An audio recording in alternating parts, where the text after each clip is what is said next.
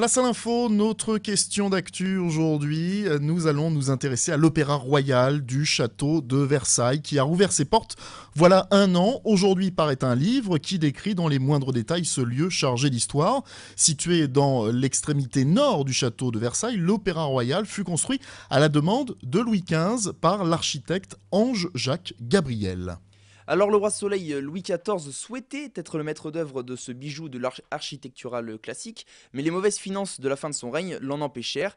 Finalement, l'Opéra Royal fut inauguré en 1770 lors du mariage du dauphin de France, le futur Louis XVI, avec Marie-Antoinette. Voilà pour une partie de l'histoire de ce lieu, mais ce qui fait de l'Opéra Royal de Versailles un lieu véritablement extraordinaire, Maxime, c'est bien entendu la finesse de la décoration à la française, typique de la fin du XVIIIe siècle. Mais c'est aussi et surtout les installations techniques dont était doté l'Opéra Royal. Raphaël Masson, conservateur du château de Versailles, co-auteur de l'ouvrage Versailles, l'Opéra Royal.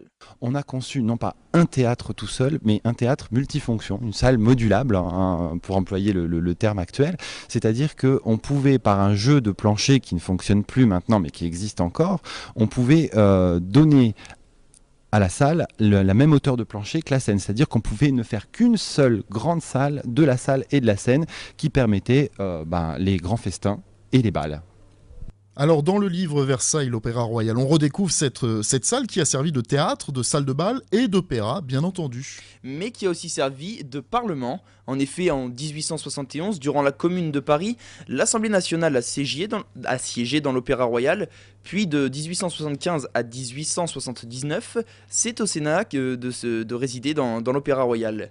Et si ce lieu est aussi bien conservé malgré toutes les modifications dont il a fait l'objet, c'est parce que récemment il a été rénové à la perfection. Les travaux ont duré 3 ans. Jean-Jacques Ayagon, président de l'établissement public du musée et du domaine national de Versailles. La nature de la rénovation, c'était tout d'abord, et c'est la partie la moins visible par le public, de rendre à la cage de scène son identité technique et architecturale du XVIIIe siècle. Cette cage de scène avait été profondément altérée par les transformations du XIXe siècle. Par exemple, quand l'opéra a été transformé en salle de réunion pour le Sénat, après que le Sénat ait quitté Paris entre les mains de la commune, supprimer également tous les ouvrages inopportuns qui avaient été introduits au XXe siècle, des murs de béton, des murs coupe-feu par exemple, de façon à ce que demain, le visiteur puisse à nouveau se rendre compte de la prodigieuse virtuosité technique de cette cage de scène, avec ses dessus de scène, ses dessous de scène, ses possibilités de changement de décor à vue, ses possibilités d'apparition, de disparition,